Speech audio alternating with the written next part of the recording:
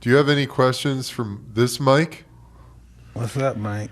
Hey, Mike, I told him when I first met him just now, I said, you know what, I have a lot of respect for Mike because he's just so honest and sincere.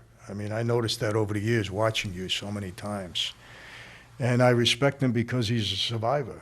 He went through all of this stuff. And look, when you go through all of this stuff in life and you come out, you don't have to say on top, but you come out in the position you're in now, you got to respect that. And I have a lot of respect for that. And I'm not just blowing smoke. I'm being honest with you. I'm just grateful. I don't know what's going to happen. Sometimes, I was just relapsed on drugs and OD'd a year ago. It's all about giving up. Just submitting to life. And I know someone to say when you said you was a man of faith. I think everybody, even the atheists, when it comes, some part of their life, it comes that, well, I do believe. I'm a believer. Yeah. You can't die, if you have any kind of real logic of who you are.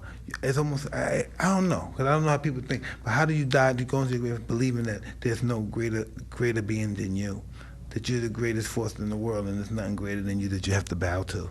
How do you go to your grave thinking that? It's hard.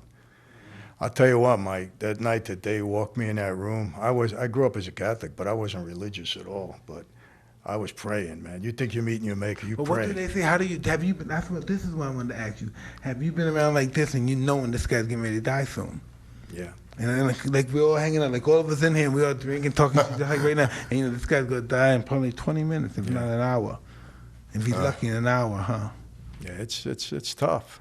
It really is. I mean, you got to have kind of an animal nature if it doesn't bother you, Look, I did things in that life that were very unpleasant. But what you do is, you kind of step outside of yourself for a minute. Do you hear them beg for their life? Yeah. You hear them beg? You hear them? Do you see? You fucking smell the shit when they die and the shit comes out? Most of the time, they don't know what's happening. If they walked in a room, it's boom, and that's the end of that. They don't even know. But, I've seen guys pretty scared. Have they ever walked in a room and said, is everything going to be all right, Mike? Have you ever heard somebody say that? Yeah?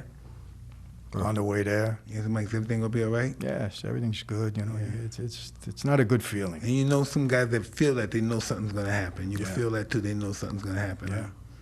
Huh? Yeah. Wow. Yeah, when you get that sense, it's tough. You can't mask it. I don't care who you are. Yeah, you can't mask that. But sure. it must be a pit. When that happened, you must say something's different today. You have to feel that feeling. Something's just different today. Yeah. You may not know you're going to die, but you must be something's different today. Yeah. Who knows?